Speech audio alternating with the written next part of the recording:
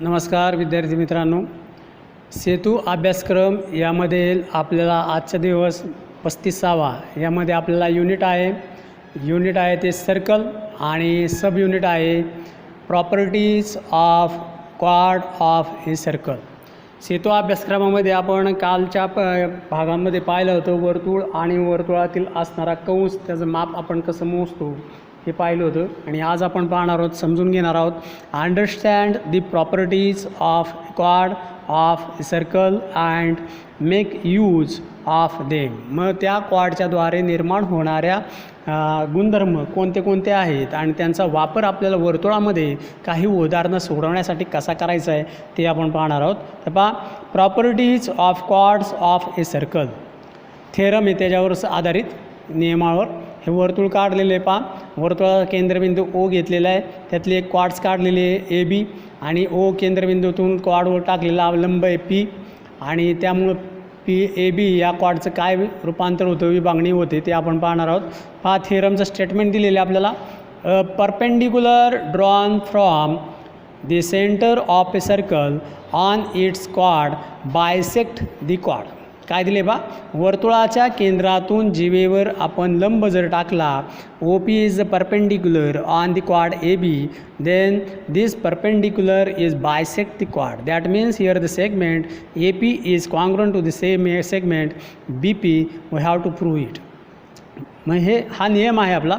मग त्यानुसार आपण इथं लिहिलेलं आहे. पहा, in figure O is a centre of a circle and segment A B is the क्वाड. If segment OP is perpendicular quad AB, then segment EP is congruent to the segment BP. हे अशा स्वरूपाचं आपल्याला त्याचं स्टेटमेंटचा आपण अर्थ आकृतीच्याद्वारे लिहिलेला आहे. आता ह्या स्टेटमेंटचा कॉन्व्हर्स आपण इथं घेतलेला आहे. कॉन्व्हर्स स्टेटमेंट काय आहे बा, the segment joining the centre of a circle and the mid point of its quad is perpendicular to the quad. Therefore, if point P is a midpoint of segment AB, then segment OP is perpendicular to the quad AB. जर हा P हा मध्यबिंदू दिलेला असेल quad ए बीचा, आणि त्यावेळेस आपण ओ पी जर जोडलं तर त्यावेळेस ओ पी हे काय असेल, ए बीला लंब असेल. म्हणजे थोडक्यात A P is congruent to the B P हे दिलेलं आहे. आणि जेव्हा आपण मध्यबिंदू पी हा वर्तुळाच्या केंद्राला जोडू तर तयार होणारा हा कोन हा काय असेल, 90 अंशाचा असतो. आता यावरच्या properties of this the congruent chords हे एक आपण पाहणार आहोत. पुढचा घटक घेतला तर पहा, थेरम काय सांगतो याच्यावरचा आधारित. Congruent chords are equidistance from the centre of the circle. म्हणजे एकरूप असणाऱ्या जीवा वर्तुळाच्या केंद्रापासून समान अंतरावर असतात असा अर्थ त्याचा झाला.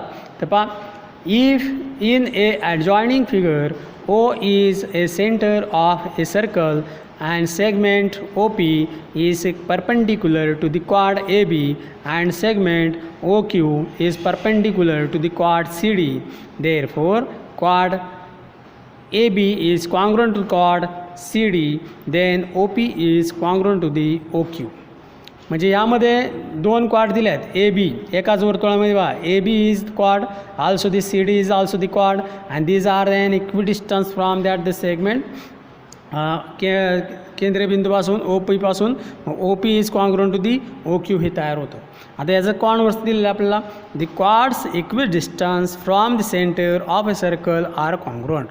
म्हणजे ज्या वर्तुळाच्या जीवा जर काढल्या आणि त्या जर वर्तुळाच्या केंद्रापासून समान अंतरावर असतील तर त्या दोन जीवा ह्या काय असतात, एकरूप असतात. If O P is equal to the OQ, then quad AB is congruent to the quad CD. आता ह्यावर आधारित असणारा एक्झरसाइज आपण पाहणार आहोत. पहा, सोपं एक घटक घेतला. Choose the correct alternatives option for the following questions. त्यातील पहिलं दिलं आपलं. पहा, in a circle with radius 5 centimetre and a quad is at a distance of 3 centimeter from the center, then find the length of a quad. म्हणजे वर्तुळाची त्रिज्या ही जर आपल्याला दिलेली 5, इथं पहा आकृतीमध्ये दाखवू आपण ओ सी ही त्रिज्या जर दर्शवलेली आहे, ही जर आपल्याला 5 दिलेली 5 सेंटीमीटर, आणि त्यानंतर quad is at a distance of 3 centimetre from the centre, आणि ह्या क्वाडचं सी डीचं अंतर वर्तुळाच्या केंद्रापासून 3 सेंटीमीटर दिलेलं आहे. मग त्यावरून आपल्याला काय पाहिजे, द लेंथ ऑफ द क्वाड पाहिजे. इथं पायथागोरसचं प्रमेय ॲप्लिकेशन करायचं. Hypotenuse square is equal to sum of this 2 segment square, that means OQ square plus CQ square is equal to OC square. Then substitute the values, then we find out 5 square minus 3 square we get as 25 minus 9 is equal to 16. Taking square root of that, then we get the segment CQ is equal to 4 centimeter. काय असेल 4 centimeter. Where is the answer? 4 centimeter is the one part of that, and another part will be also the 4 centimeter. Therefore the answer is 8 centimeter.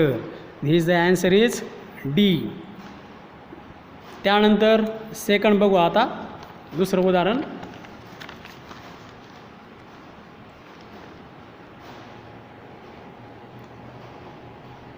Perpendicular drawn from the center to the quad bisect the quad. काय असेल, आपण आत्ताच ते प्रमेय पाहिलं त्यावरच आधारित bisect दी quad. इथे काय असेल मग लिहिता येईल आपल्याला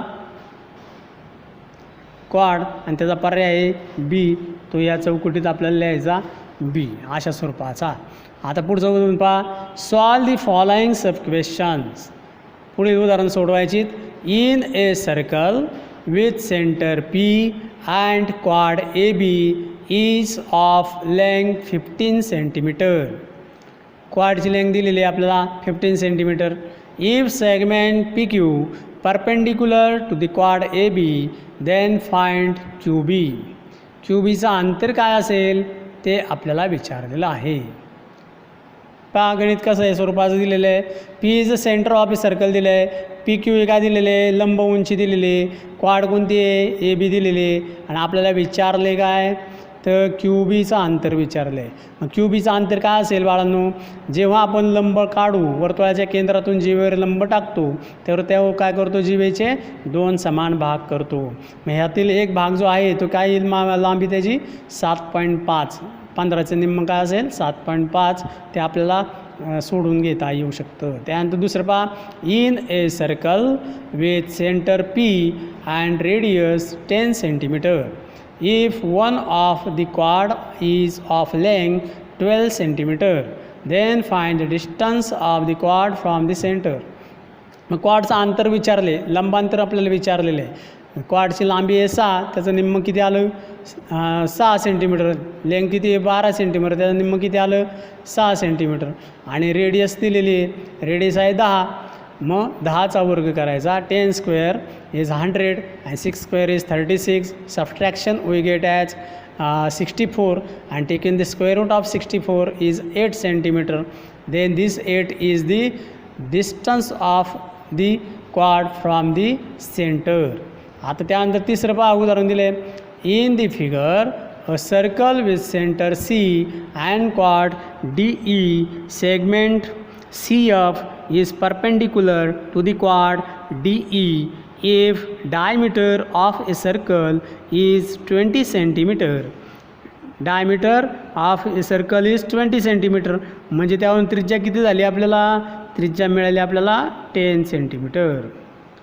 10 सेंटीमीटर.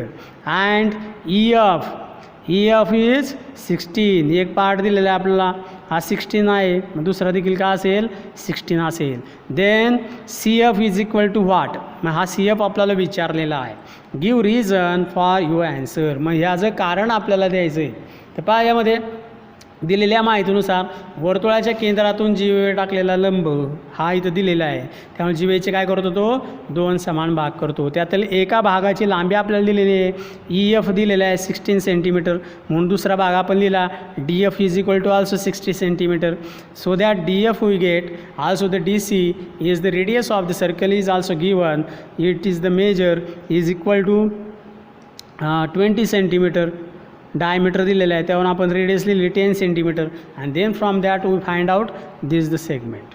कळलं, अशा स्वरूपाचं आपल्याला सोडवायचं आहे. इथं किती आहे 8 येईल. सॉरी बाळांनो, DE दिलेलं आहे आपल्याला, त्यामुळे इथं असेल 8, इथं असेल 8. म्हणजेच पूर्ण लांबी आपल्याला 16 सेंटीमीटरचं, ते निम्मं झालं 8 सेंटीमीटर. मग 10 square minus 8 square, then we get as 100 minus 864, and then we get as CF square is equal to 36, taking square root of it, then we get the answer CF is equal to 6 centimeter.